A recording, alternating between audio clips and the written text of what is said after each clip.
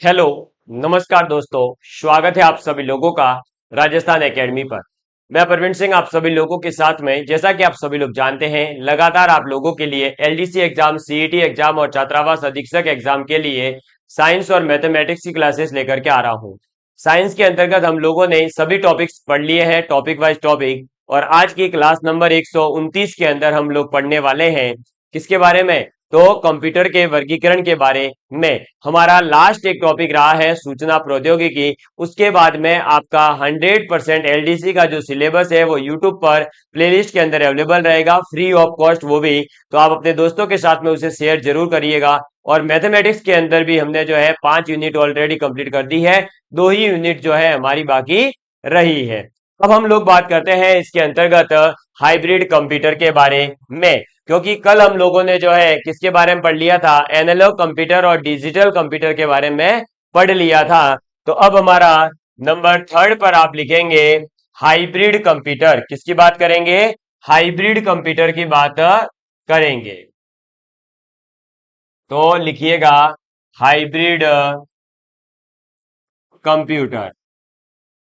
अब देखो भाई, आपने हाइब्रिड के बारे में बायोलॉजी के अंदर भी सुना था।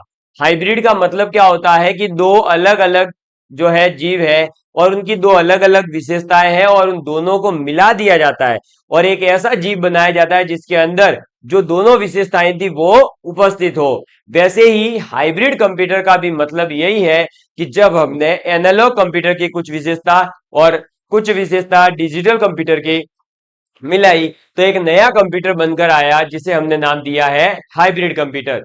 तो हाइब्रिड कंप्यूटर की जो है विशेषता वह यही है कि यह एनालॉग और डिजिटल डाटा दोनों पर ही कार्य कर सकता है, यानी दोनों को प्रोसेस कर सकता है। तो आप इसके अंदर लिखेंगे कि इसमें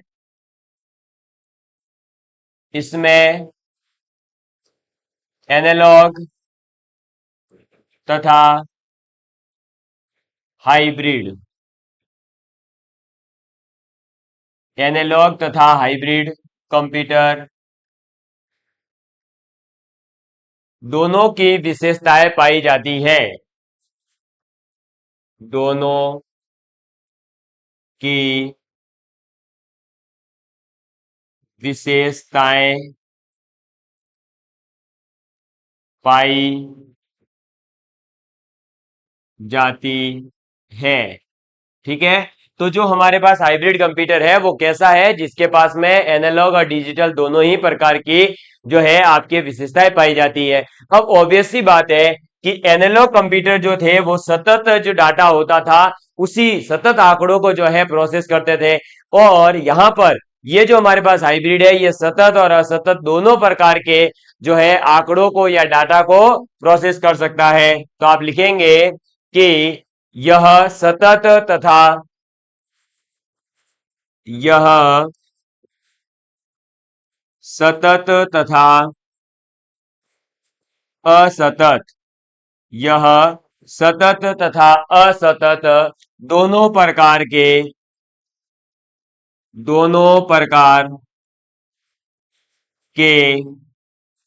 डेटा में दोनों प्रकार के डेटा में प्रोसेस कर सकते हैं, प्रोसेस कर सकते हैं। क्लियर? तो ये बात आपको याद रखनी है कि यह सतत और असतत दोनों प्रकार के डेटा में प्रोसेस कर सकते हैं। इसके बाद में आपको इसके अंदर क्या याद रखना है कि यह जो है हमारे ज्यादातर उपयोगी कहां पर रहेगा? तो हाइब्रिड कंप्यूटर वहां ज्यादा उपयोगी रहता है जहां पर हमें एनालॉग और डिजिटल दोनों ही प्रकार के कंप्यूटरों का क्या करना हो? उपयोग करना हो। तो उन दोनों का अलग अलग उपयोग करने से बढ़िया है कि हम वहां पर इस हाइब्रिड कंप्यूटर का उपयोग करें। अब इसका उपयोग कहां पर होता है? तो इसके उदाहरण के लिए हम देखें तो अस्पताल है, वायुयान है, पेट्रोल पंप है, वहां पर इनका उपयोग होता है। तो आप उपयोग में लिखेंगे कहां पर होगा? तो अस्पतालों में, अस्पतालों, इसके अलावा वायुयानों, ठीक है, पेट्रोल पंप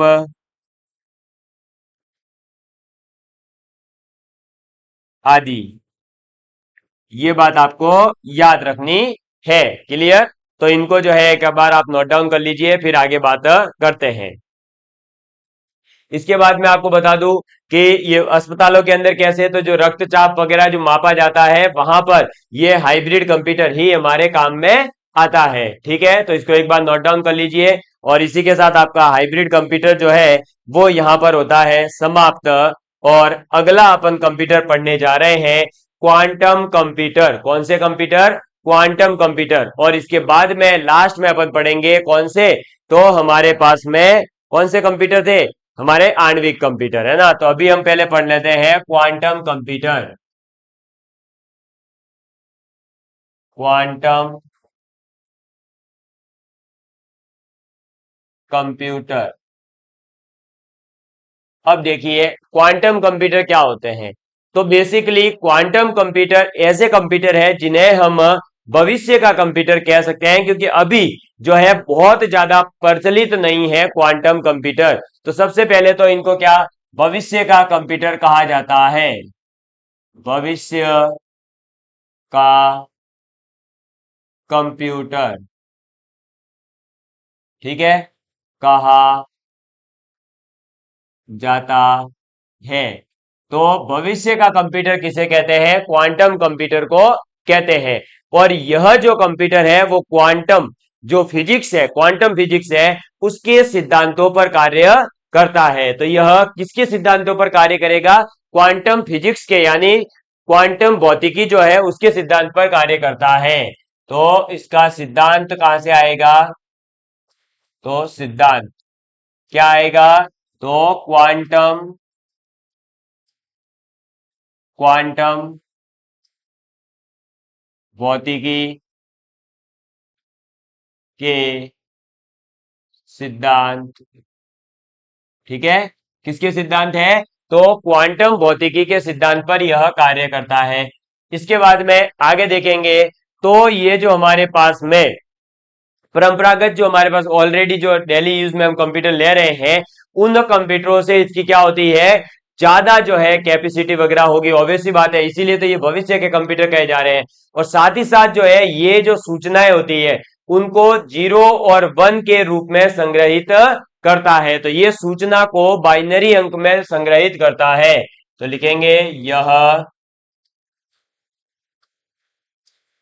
सूचना को, देखिए अब जो हमारे पास में परंपरागत कंप्यूटर है उनके अंदर तो सूचना जीरो और वन में होती है। लेकिन अगर हम बात करें हमारे क्वांटम कंप्यूटर की, है ना, मैंने क्या बताया कि जीरो और वन में तो कौन काम करेगा? जो नॉर्मल हमारे पास परंपरागत कंप्यूटर है जिसकी कल अपन ने बात करी थी, एनालॉग और डिजिटल, वो तो जीरो और वन पर काम करते हैं। लेकिन अगर हम बात करें क्वांटम कंप्यूटर की, तो क्वांटम कंप्यूटर जो होते हैं वो सूचनाओं को, इकाई क्वांटम सिद्धांत है इनका, उस इकाई क्वांटम सिद्धांत के अंदर इकाई क्वांटम बिट्स होती है इनकी, उस बिट्स के अंदर जो है ये क्या करते हैं, अपनी सूचनाओं को एकत्रित करते हैं। तो ये बात आपको याद रखनी है। और वही सूचना आखिर में जो है किसके साथ में, तो जीरो और वन जो है इन दोनों को एक साथ में प्रयोग करने में सक्षम है। कौन? ये हमारा क्वांटम कंप्यूटर। जो हमारे डिजिटल और हाइब्रिड कंप्यूटर है वो जीरो और वन अलग अलग कार्य करते हैं, ठीक है,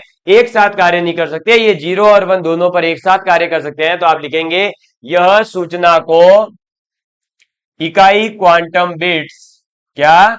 इकाई क्वांटम बिट्स, यह सूचना को इकाई क्वांटम बिट्स जो है ये क्या हो जाएगी, इसको संग्रहित करने की या सूचनाओं को जो है इकट्ठा करने की जो इनकी यूनिट है वो ये हो जाएगी। तो यह सूचनाओं को इकाई क्वांटम बिट्स में संग्रहित करती है। ठीक है, जो जो जीरो और वन दोनों पर दोनों पर एक साथ कार्य करने में सक्षम है। ठीक, तो क्वांटम कंप्यूटर जो है वो 0 और 1 दोनों पर एक साथ कार्य करने में सक्षम है। ये बात हमको याद रखनी है, या एक साथ प्रयोग करने में ये सक्षम है। ठीक है, इसके बाद में अपन बात करेंगे नेक्स्ट अपने कंप्यूटर की। नेक्स्ट हमारे पास में कौन से आ जाते हैं 5वें नंबर पर, तो आणविक कंप्यूटर। ठीक है, तो लिखेंगे आणविक कंप्यूटर। और जो ये आणविक कंप्यूटर है, ये आपके जो सामान्य रूप से जो अभी कंप्यूटर उपयोग में लाए जा रहे हैं उनसे 10,000 गुना अधिक कार्य कर सकते हैं, या अधिक फास्ट है। मतलब इनकी जो गति है वो कितनी फास्ट है, 10,000 गुना अधिक गति से। ठीक है, तो आप लिख सकते हैं 10,000 गुना गुना अधिक तेज। ठीक है, ये बात याद रखनी है, ये 10,000 गुना अधिक तेज है। और साथ ही साथ ये 21वीं सदी के कंप्यूटर है ना, 21वीं सदी के कंप्यूटर। यानी ये कंप्यूटर जो है अभी प्रचलन में नहीं है, अभी तो ये इनके ऊपर केवल शोध कार्य चल रहा है, यानी रिसर्च चल रही है। अभी तो ऐसा कहा गया है कि हम इस प्रकार के कंप्यूटर बनाएंगे। ठीक है, तो ये सभी कंप्यूटर अभी आने वाली जो 21वीं सदी है उसके लिए ये ज्यादा इंपॉर्टेंट है। वहां पर जो है हमें इन कंप्यूटरों का उपयोग देखने को मिलेगा, वहां ये कंप्यूटर आम जीवन में काम आ रहे होंगे। और ये आणविक कंप्यूटर 10,000 गुना अधिक तेज होते हैं।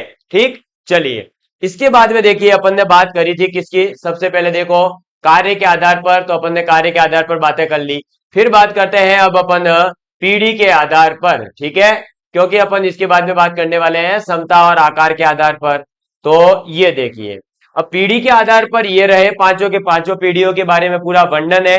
ये पूरी टेबल जो है आपको हमारे Telegram channel Rajasthan academy Sirohi नाम से है, वहां पर मिल जाएगी। आप आसानी से जो है ले सकते हैं और इसको देख सकते हैं और अपनी कॉपी में नोट भी कर सकते हैं। तो देखिएगा हमारे पास में क्या है, ये पीढ़ी के आधार पर जो है कंप्यूटरों का भाग है। इसके अंदर क्या पूछा जाएगा, तो एक तो ये पूछा जाएगा कौन सी पीढ़ी के अंदर कौन सा मेमोरी के लिए उपयोग जो है उपकरण काम में लिया जाता था। एक ये किससे मिलकर जो है बनते थे, जैसे आजकल के जो कंप्यूटर है वो इंटीग्रेटेड चिप जो है इंटीग्रेटेड सर्किट से मिलकर बने हैं। पहले ट्रांजिस्टर हुआ करता था, उससे पहले वैक्यूम ट्यूब भी हुआ करती थी। तो इस प्रकार के क्वेश्चन आपसे पूछे जाते हैं इसके अंदर। तो सबसे पहले देखिए प्रथम पीढ़ी किसकी बात कर रहे हैं, प्रथम पीढ़ी की। प्रथम पीढ़ी कब चलती थी, तो 1940 से 1956 के समय जो कंप्यूटर चलते थे वो प्रथम पीढ़ी के कंप्यूटर थे। और इनके अंदर क्या होती थी, वैक्यूम ट्यूब हुआ करती थी। और इसके अंदर जो स्टोरेज डिवाइस था वो क्या था, मैग्नेटिक ड्रम। ठीक है, और इनकी गति हुआ करती थी 33 माइक्रोसेकेंड। और ऑपरेटिंग सिस्टम क्या था, तो बैच ऑपरेटिंग सिस्टम इनके अंदर हुआ करता था। ये इनकी जो भाषा थी, मशीनरी भाषा, वो थी बाइनरी नंबर यानी 0 और 1। ठीक है, ये हो गए प्रथम पीढ़ी के कंप्यूटर। तो प्रथम पीढ़ी के कंप्यूटर 1940 से 1956 के दौरान चलते थे। इनके अंदर वैक्यूम ट्यूब हुआ करती थी। इनका जो मेमोरी स्टोरेज था वो क्या था, तो वो था मैग्नेटिक ड्रम। क्या था, मैग्नेटिक ड्रम। इनकी स्पीड कितनी थी, तो 33 माइक्रोसेकेंड इनकी स्पीड थी। और इनकी जो है भाषा की बात की जाए तो बाइनरी अंकों पर ये कार्य करते थे 0 और 1।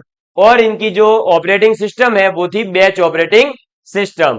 क्लियर, चलो दूसरा हमारे पास में आ जाता है द्वितीय पीढ़ी के कंप्यूटर, जो कब बने थे 1956 से 1963। कब बने थे, 1956 से 1963 के दौरान जो कंप्यूटर थे वो द्वितीय पीढ़ी के कंप्यूटर थे। ठीक है, तो 1956 से 1963 में द्वितीय पीढ़ी के कंप्यूटर चलते थे, जिनके अंदर फिर क्या यूज होने लगे थे, तो ट्रांजिस्टर टेक्नोलॉजी जो है इसी दौरान आई थी। और उसी के बाद से ये कहा जाता है कि डिजिटल क्रांति की जो है शुरुआत हुई है। फिर इसके अंदर स्टोरेज कौन करता था, तो मैग्नेटिक कोर थी इसके अंदर। फिर 10 माइक्रोसेकेंड जो है इनकी स्पीड थी। और इसके अंदर भी बैच प्रोसेसिंग और मल्टी बैग सिस्टम जो है वो ऑपरेटिंग सिस्टम के रूप में कार्य करता था। इसकी भाषा की बात करें तो असेंबली इसकी भाषा थी, उच्च स्तरीय प्रोग्रामिंग भाषा इसकी थी, फोर्ट्रॉन इसकी भाषा थी, कोबॉल इसकी भाषा थी। ठीक है, ये इसकी कुछ क्या है, मशीनरी भाषाएं हैं जो याद रखनी है। तो आपको याद क्या रखना है, द्वितीय पीढ़ी के कंप्यूटर 1956 से 1963 के दौरान चलते थे। इस समय पर ट्रांजिस्टर टेक्नोलॉजी जो है वो आ चुकी थी, और इनकी जो आपकी स्टोरेज डिवाइस थी वो मैग्नेटिक कोर हुआ करती थी। इनकी स्पीड कितनी थी, 10 माइक्रो सेकेंड थी, और इनके अंदर क्या था, बैच प्रोसेसिंग और मल्टी बैग सिस्टम था। इसके अलावा जो है आपसे ये पूछा जा सकता है कि इनकी भाषा कौन सी थी, तो असेंबली इनकी भाषा थी, उच्च स्तरीय भाषा इनकी थी। ठीक है, फोर्ट्रॉन थी, कोबॉल थी, ये पूछा जा सकता है, सीधे सीधे याद रखना। इसके बाद में तृतीय पीढ़ी के कंप्यूटर आ जाते हैं। तृतीय पीढ़ी के कंप्यूटर 1964 से 1971, कब, 1964 से 1971, और इस दौरान जो है आपके पास में क्या आ चुका है, इंटीग्रेटेड सर्किट आ चुका है, यानी आईसी। ठीक है, इंटीग्रेटेड सर्किट यानी आईसी आ चुका था, और इनके अंदर भी मैग्नेटिक कोर लगी रहती थी, और इनकी जो स्पीड थी वो थी 100 नैनो सेकेंड। कितनी थी, 100 नैनो सेकेंड जो है इनकी स्पीड थी। इनके अंदर क्या था, तो टाइम शेयरिंग थे, ये मल्टीपल जो है प्रोग्रामिंग और रिमोट प्रोग्रामिंग ऑपरेटिंग सिस्टम इसके अंदर हुआ करता था। फिर इसकी भाषा देखें तो पास्कल है, फोर्ट्रॉन है, बेसिक है, कोबॉल है, ये इसके अंदर भाषाएं यूज कर सकते थे। इसके बाद में चौथी पीढ़ी के कंप्यूटर आए 1972 से लेकर के वर्तमान तक। ठीक है, अभी तक जो कंप्यूटर चल रहे हैं वो चौथी पीढ़ी के चल रहे हैं, और अभी से लेकर आगे आने वाली जो भविष्य की बात करें तो पांचवी पीढ़ी के कंप्यूटर चलेंगे। चौथी पीढ़ी के कंप्यूटर बता दिया 1972 से लेकर अभी तक। इनके अंदर माइक्रो प्रोसेसर लगे रहते थे, और बृहद एकीकृत सर्किट लगते थे, यानी एलएसआई। ठीक है, क्या, एलएसआई, लार्ज सर्किट, आपका क्या, लार्ज सिंप्लीफाइड सर्किट। ठीक है, और अल्ट्रा बृहद एकीकृत सर्किट, कौन से, अल्ट्रा बृहद एकीकृत सर्किट, जिसकी फुल शॉर्ट फॉर्म थी यूएलएसआई। ठीक है, ये याद रखिएगा, आपसे पूछा जा सकता है यूएलएसआई की फुल फॉर्म क्या है, तो याद रखना अल्ट्रा बृहद एकीकृत आपका सर्किट। और अगर पूछा जाए एलएसआई तो बृहद एकीकृत सर्किट। सेमीकंडक्टर मेमोरी, विचेंटर्स डिस्क और ऑप्टिकल डिस्क वगैरह जो है, ये सब अभी मेमोरी के रूप में उपयोग में लाए जा रहे हैं। इनकी स्पीड है 300 नैनो सेकेंड, और इनके अंदर ऑपरेटिंग सिस्टम क्या है, तो टाइम शेयरिंग है, नेटवर्क्स, रियल टाइम नेटवर्क्स है, और डिस्ट्रीब्यूटेड ऑपरेटिंग सिस्टम है। और अगर बात करें इसके अंदर भाषा की तो डीबीएमएस है, सी है, सी प्लस प्लस है, पास्कल है, एडीए कोबॉल 74 है। और वर्तमान के और भविष्य के कंप्यूटर की बात करें, जो पांचवी पीढ़ी के कंप्यूटर कहलाते हैं, वो आपके माइक्रो प्रोसेसर, अल्ट्रा बृहद एकीकृत सर्किट यानी यूएलएसआई, और सुपर बृहद एकीकृत सर्किट यानी एसएलएसआई और पर कार्य करने वाले हैं। इनकी भी स्टोरेज और गति क्या होगी इसके बारे में अभी से कुछ नहीं कह सकते हैं। और ये जो है knowledge information processing system, parallel processing, कृत्रिम बुद्धिमत्ता आधारित इनका ऑपरेटिंग सिस्टम होगा। आप लोग जानते ही हैं, लगातार अभी जो है पूरे विश्व के अंदर एक हाहाकार, एआई एआई एआई हर कोई चिल्ला रहा है, तो वो एआई जो है बेसिकली वो आने वाले कंप्यूटर का ही एक भाग है और कुछ नहीं। फिर इसके अंदर भाषा होगी सी प्लस प्लस, C.NET है, जावा है, नेचुरल लैंग्वेजेस है, ये सब जो है हमारे क्या है, पांचवी पीढ़ी के कंप्यूटर की कुछ विशेषताएं हैं। तो इस प्रकार से कंप्यूटर की जो 5 पीढ़ियां हैं, प्रथम, द्वितीय, तृतीय, चतुर्थ और पंचम, उनके अंदर इनका समय पूछा जा सकता है। ठीक है, ये पूरी की पूरी टेबल में से कुछ भी आपसे पूछा जा सकता है, क्योंकि ये पूरी की पूरी टेबल इंपॉर्टेंट है, और इसमें से जो है क्वेश्चन पूछे भी गए हैं अलग अलग एग्जाम में। तो आप इस टेबल को बहुत अच्छे से तैयार कर लेवे, सन तक याद कर लेवे, पूछा गया है कई बार, तो सन याद कर लीजिएगा। फिर इनके हार्डवेयर तकनीक क्या यूज होती थी, फिर इसके अंदर स्टोरेज डिवाइस कौन से थे, गति इनकी कितनी है, ऑपरेटिंग सिस्टम कौन सा है, और भाषा इनके अंदर कौन सी यूज में आई है, ये बात आपको याद करनी है। अगर स्क्रीनशॉट लेना चाहो तो ले लीजिए, अदरवाइज फिर जो है हम किसकी बात करेंगे अब, तो अब हम बात करेंगे किसके आधार पर, जो हमारे पास में क्षमता और आकार है उसके आधार पर, माइक्रो, मिनी, मेनफ्रेम और सुपर कंप्यूटर की। एक बार नोट डाउन करिए इसको। तो चलिए आगे बढ़ते हैं। अब देखिए हमारे पास में क्षमता और आकार के आधार पर अगर मैं बात करूं तो 3 कंप्यूटर थे, कितने, 3। अब इन तीनों कंप्यूटर के बारे में ज्यादा कुछ आपसे नहीं पूछा जाएगा, इसलिए मैं एक साथ ही इनको डिस्कस करूंगा। तो पहले बात करते हैं माइक्रो कंप्यूटर। आपकी इच्छा हो तो कॉपी में हेडिंग डालना, क्योंकि इसमें लिखवाने वाला मैं कुछ नहीं हूं। माइक्रो कंप्यूटर बेसिकली जो है आपके घर पर जो पर्सनल कंप्यूटर के रूप में आप यूज लेते हैं, जैसे स्मार्टफोन हो गया, लैपटॉप हो गया, डेस्कटॉप हो गया, ये सभी किसी के एग्जाम्पल है। तो ये सभी एग्जाम्पल है माइक्रो कंप्यूटर के। और इनकी जो है आपकी गति और भंडारण क्षमता अगर हम देखें तो थोड़ी सी कम रहती है। हालांकि अभी जो है धीरे धीरे आप लोग जानते हैं कि छोटे से छोटे डेस्कटॉप की भी जो है स्टोरेज जो है बहुत ज्यादा आने लग गई है और भी ज्यादा विकसित की जा रही है। एक समय पर इसके ऊपर जो है एक ही व्यक्ति कार्य करेगा। भाई एक मोबाइल में एक समय पर एक ही काम करता है, ऐसा थोड़ी है कि आधे मोबाइल पे कोई और काम करे, आधे पे कोई और। एक कंप्यूटर पे दो दो चार चार जने थोड़ी बैठते हैं, है ना, नहीं बैठते हैं। ई मित्र वाले का एग्जांपल मत देना सर के एक कंप्यूटर के पास में हम तो 10 जने खड़े हो जाते हैं। खड़े 10 जने होते हैं लेकिन काम तो एक जना ही कर रहा होता है।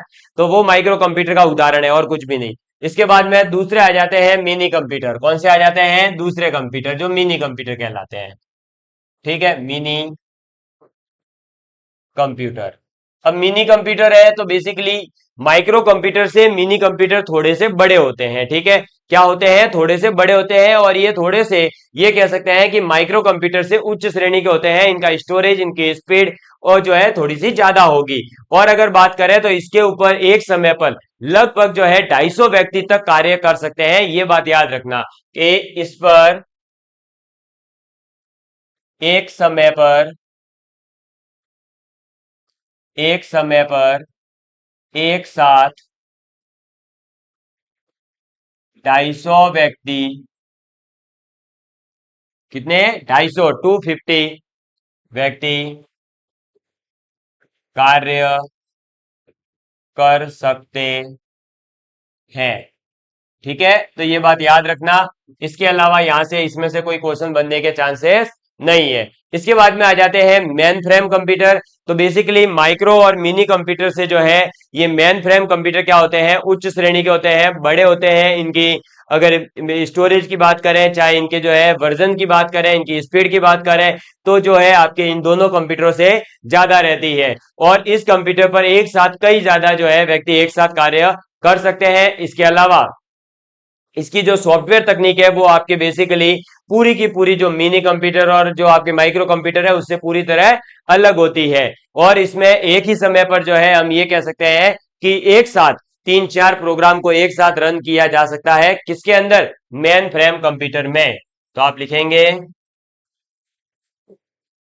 Main frame computer. इस पर एक साथ कई व्यक्ति कार्य कर सकते हैं। ठीक है, कई प्रोग्राम, कई का मतलब एक से ज्यादा है, सीधी सी बात। कई प्रोग्राम एक साथ रन होते हैं। रन होने का मतलब वही क्रियान्वित होना, चलना। ठीक है, तो वही आपके जो है मेन फ्रेम कंप्यूटर की विशेषता है। यहां तक लिख लीजिए। इसके बाद में अपन सुपर कंप्यूटर की बात करेंगे और वो सबसे ज्यादा इंपॉर्टेंट है। तो चलिए अब मेन फ्रेम कंप्यूटर के बाद में सुपर कंप्यूटर की बात करते हैं। लेकिन सुपर कंप्यूटर से पहले मैं आप लोगों के साथ में जो कंप्यूटर की मेमोरी को लेकर के जो अलग अलग प्रकार की यूनिट्स हैं उनके बीच में आपके भी मन में कई बार डाउट्स आते होंगे। तो उन यूनिट्स का जो कन्वर्जन है, यानी 1 MB में कितने जीबी होता है, कितने जीबी में कितने बाइट्स होते हैं वगैरह, वो थोड़ा सा मैं बता देता हूं, फिर हम सुपर कंप्यूटर की बात करेंगे।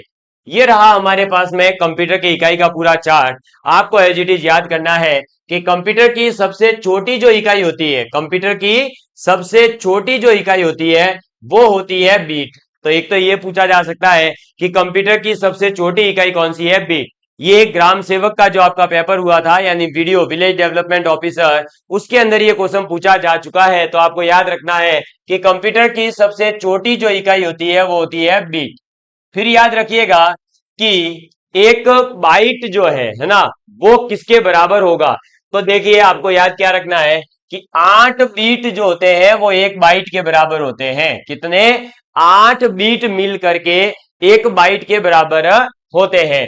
और एक बाइट बराबर होता है एक अक्षर या फिर अंक, जैसे कि 1 या फिर 9, ठीक है।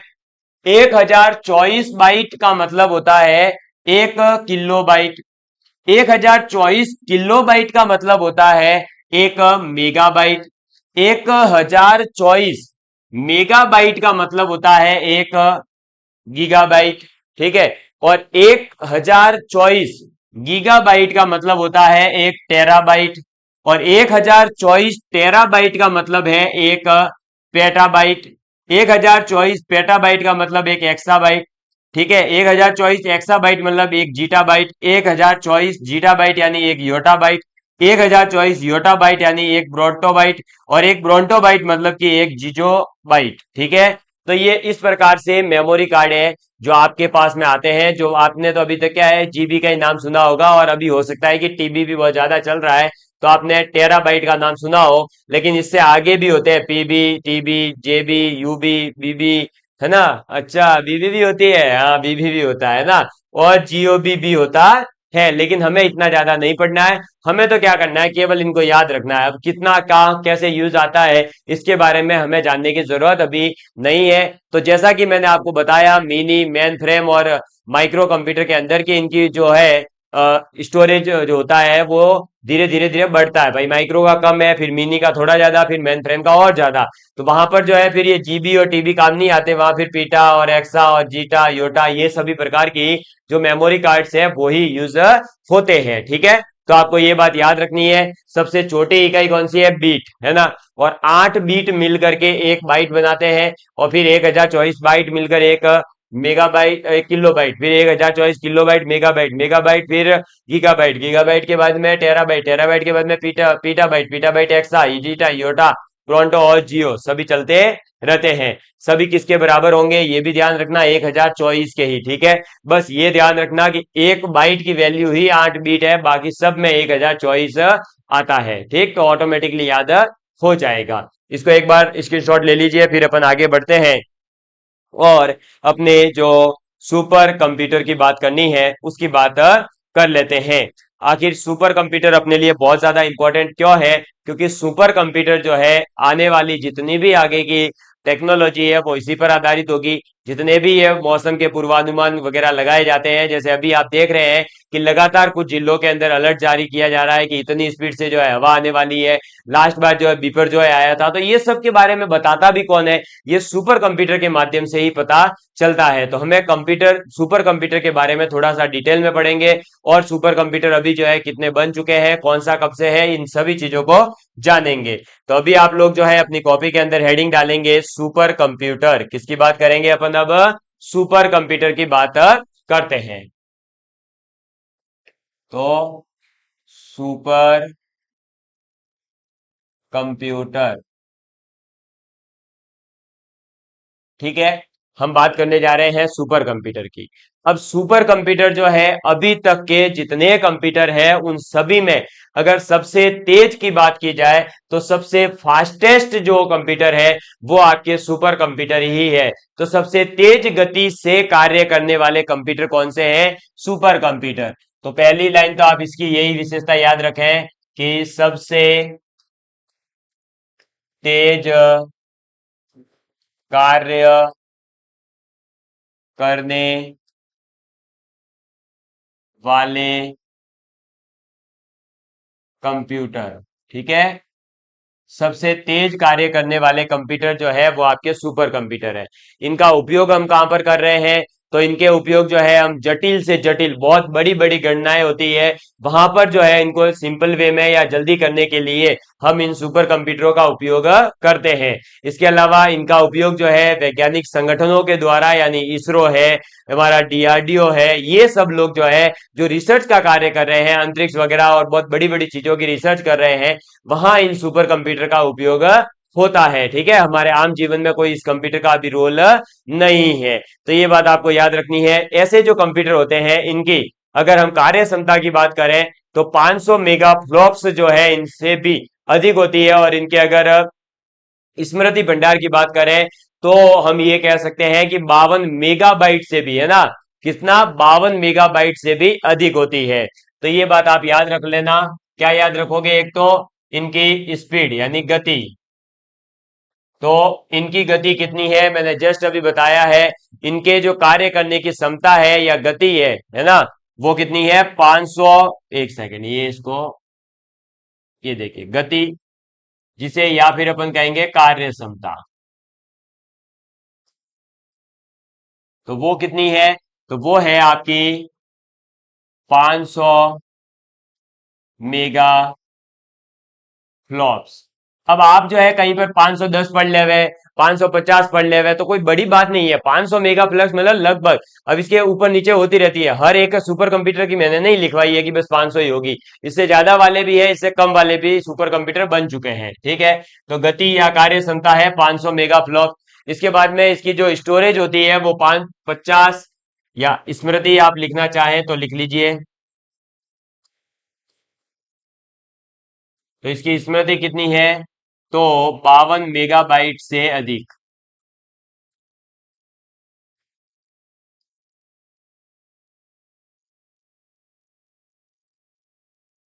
ठीक है, ये बात आपको याद रखनी है। चलिए इसके बाद में अपन आगे बात करते हैं।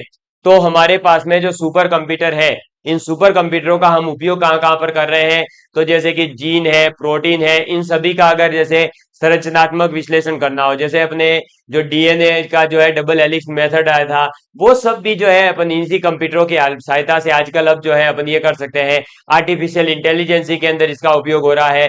शिक्षा के अंदर है ना, जो भी जितने रिसर्च वगैरह के कार्य होते हैं वहां हम इन सुपर कंप्यूटर का उपयोग कर सकते हैं।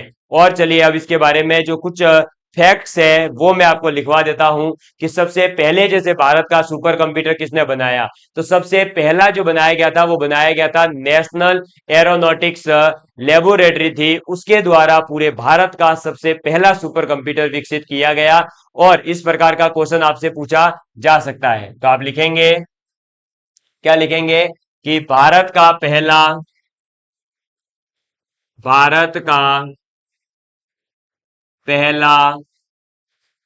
सुपर कंप्यूटर, भारत का पहला सुपर कंप्यूटर नेशनल एरोनॉटिक्स, क्या, नेशनल एरोनॉटिक्स लेबोरेटरी, लेबोरेटरी, ठीक है। लेबोरेटरी का मतलब आप समझ गए ना, लैब। तो नेशनल एरोनॉटिक्स लेबोरेटरी द्वारा विकसित किया गया, लेबोरेटरी द्वारा विकसित किया गया। क्लियर, तो ये बात आपको याद रखनी है कि सबसे पहला जो हमारा सुपर कंप्यूटर था वो किसने विकसित किया था, तो सबसे पहला सुपर कंप्यूटर विकसित किया गया था नेशनल एरोनॉटिक्स लेबोरेटरी के द्वारा। अब आपके दिमाग में आ रहा होगा, ठीक है सर सुपर कंप्यूटर तो विकसित कर दिया, लेकिन वो जो है आपका कौन सा था, तो ये था फ्लो सॉल्वर नाम से जो है पहला सुपर कंप्यूटर विकसित किया गया था। तो पहला जो सुपर कंप्यूटर था वो था कौन सा, तो देखो फ्लो सॉल्वर, फ्लो सॉल्वर, ठीक है। ये है अपना पहला सुपर कंप्यूटर, ये बात आपको याद रखनी है, इसको नोट डाउन कर लीजिए। इसके बाद में भारत का पहला जो आपके गीगा स्तर का था, किस स्तर का था, गीगा लेवल का है ना, उस लेवल तक का जो स्टोरेज वाला भारत का अगर कोई पहला सुपर कंप्यूटर था तो वह है परम 8000। कौन सा है, परम 8000, जिसे आपका सी डेक पुणे के द्वारा विकसित किया गया है। और परम 8000 पर आधारित क्वेश्चन एलडीसी एग्जाम के अंदर ऑलरेडी आ चुका है। ठीक है, तो परम 8000 सी डेक कंप्यूटर जो था उसे आपके किसने विकसित किया था, तो परम 8000 कंप्यूटर को सी डेक ने विकसित किया था, पुणे की एक कंपनी है। और यह जो है गीगा स्तर का भारत का पहला सुपर कंप्यूटर है। तो अगला पॉइंट इसमें लिखेंगे, भारत का गीगा स्तर का, गीगा स्तर का भारत का पहला सुपर कंप्यूटर, तो वो है आपका परम 8000। ठीक है, मैं आगे लिखवा रहा हूं। इसे विकसित किसने किया? तो इसे सी डैक पुणे द्वारा विकसित किया गया। ठीक है, तो ये बात आपको याद रखनी है, सीडेक पुणे के द्वारा इसे विकसित किया गया था। ये गीगा स्तर का पहला जो है सुपर कंप्यूटर है। क्या नाम है? परम 8000। क्लियर। और भारत के अंदर सुपर कंप्यूटर का जो जनक माना जाता है वो माना जाता है विजय पांडुरंग भटकर। किसको? विजय पांडुरंग भटकर को जो है भारत में सुपर कंप्यूटर का जनक माना जाता है। तो भारत में सुपर कंप्यूटर का जनक, तो भारत में सुपर कंप्यूटर का जनक कौन है? विजय पांडुरंग भटकर। ठीक है, तो विजय पांडुरंग भटकर जो है वो पूरे भारत में सबसे पहले सुपर कंप्यूटर के जो है बनाने वाले थे, इसलिए इनको सुपर कंप्यूटर का भारत में क्या माना जाता है? जनक माना जाता है। इससे आगे के सुपर कंप्यूटर की बहुत सारी विशेषताएं हैं। सुपर कंप्यूटर को हमें थोड़ा सा डिटेल में भी पढ़ना है क्योंकि इस पर आधारित क्वेश्चन अक्सर एग्जाम के अंदर आते रहते हैं। तो आज की क्लास को हम यहीं पर समाप्त करेंगे। अगली क्लास के अंदर अपन और भी डिटेल में जो है इसको पढ़ेंगे और आगे जो है अपन इंटरनेट वगैरह के बारे में भी पढ़ना शुरू करेंगे। ठीक है, तो धन्यवाद। जय हिंद, जय भारत। हो सकता है कि इसके अंदर आपको थोड़ा सा बोरियत टाइप की फील हो रही हो या फिर थोड़ा सा ये लग सकता है कि सर धीरे धीरे पढ़ा रहे हैं, तो उसका कारण ये है कि ये जो है नया टॉपिक है। मैं नहीं चाहता हूं कि इसके अंदर किसी भी प्रकार की कोई छोटी मोटी गलती हो जाए, इसलिए इसके अंदर हम निरंतर कुछ न कुछ, मैं इधर उधर से नई नई जगह से जो कंटेंट मिल रहा है वो लेकर आ रहा हूं। तो कई बार जो है जो चीज याद नहीं आ रही है तो वो देख देख के भी कई बार यहाँ लिखवा रहा हूं, है ना। तो मुझे इसमें कोई शर्म नहीं है कि मैं देख कर पढ़ा रहा हूँ। भाई नई चीजें हैं, टेक्नोलॉजी है, कोई चीज गलत लिखवा दी उससे बढ़िया है कि थोड़ा सा देख करके मैं आपको सही से लिखवा लूं, तो थोड़ा धीरे धीरे लग सकता है ना। धन्यवाद। जय हिंद, जय भारत। मिलेंगे अगली क्लास में। आप सभी का प्यार इसी तरह बना रहे हुए।